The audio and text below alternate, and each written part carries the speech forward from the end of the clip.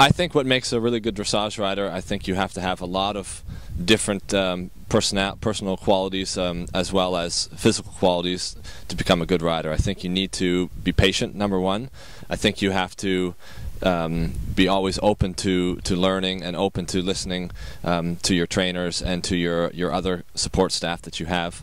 I think that you have to have a lot of time to be consistent as a trainer and as a rider, and also not give up. And when things get difficult, that you stick with it and keep trying and keep your eye on the prize.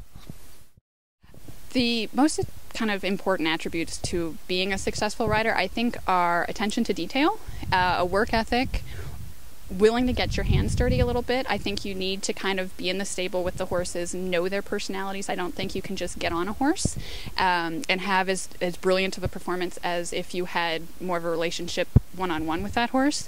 And just kind of persistence, because you know, you're going to have those ups and those downs, and you know, you just have to go with it. And every time you knock down, you learn something else and you get better. So I think that's, you know, those are kind of the main things. Oh, I think it's a combination of a number of things. I mean, I think you have to be athletic. You have to be ambidextrous, I think, to really be a really, really good rider, because you have to be able to mimic everything exactly left and right. And you can't be so dominant on one side and ride all the movements from your dominant side. Then it just never looks balanced. So if you have, you know, some degree of ambidexterity, then that is really a plus on the riding side. And then I think you have to have a certain natural calmness, so that you don't, that doesn't go into your horse if you're nervous all the time or you're high strung. And then after that, you just have to be a quick thinker and a slow reactor, so that you can problem solve in the ring. When you feel something's going wrong, you make a decision quickly, but then your body reacts slowly, so that then you can make sure that you don't surprise your horse, and then you get more tension from that. So athletic, yeah, a quick thinker, slow reactor, yeah, and ambidextrous, I think would be the three big things for me.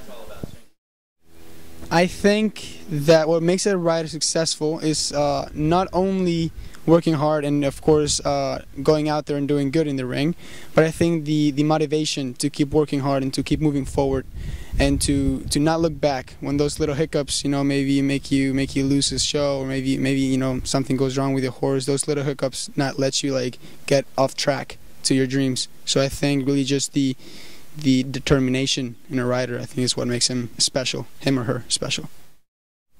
Consistency, and that their personality stays even. They don't overreact to situations with their horses maybe not responding the right way.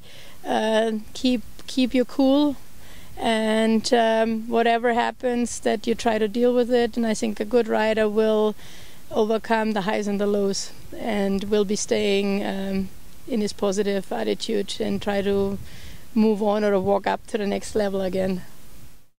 I think a successful dressage rider is someone who is willing to really work hard. I think there are people who are definitely more naturally talented than others and have a more natural feel than others, but I don't think that that necessarily is what makes people successful. For me, it's a lot about dedication and being in a place where you feel that you can really achieve your own greatness, whatever that means to you. And for me, it's a lot of attention to detail too. I've had more students than I can count who come in and to the arena and they say, "Oh, my horse is really stiff today." Well, then they put the cavesson over top of the cheek piece or something like that. You know, I think it's attention to detail on a every single day, that you have the commitment that makes you really go to that arena wanting to be successful, wanting to be the best that you can be, taking the most out of the help that you're getting that you can, and taking the time to also reflect on what you've been doing. Like for us, we videotape ourselves quite often because I think we're our own worst critics. So that you have an open mind when people tell you things and you're open to learning, I think is important too, and willing to sort of teach yourself in that way that allows you to progress. Well, I definitely think, you know, being open to, you know, people's opinions and people's suggestion, but not taking it too negatively as well. If you have negative comments, most of the time it's constructive criticism. It's a matter of how you interpret it, and as well, staying humble and not getting too carried away with things, being understanding as well, because I have a young horse, and so with my young horse, you have to understand they're going to go out and they're going to get scared, and not to be disappointed with that, because it's part of the process. So it's kind of a mental sport. You need to be quite strong, you need to be good at focusing, but most of all, you need to love horses. You need to love what you do, and every day at home has to be a way of life. It should never be a must. It must be just the thing that you love to do and want to do.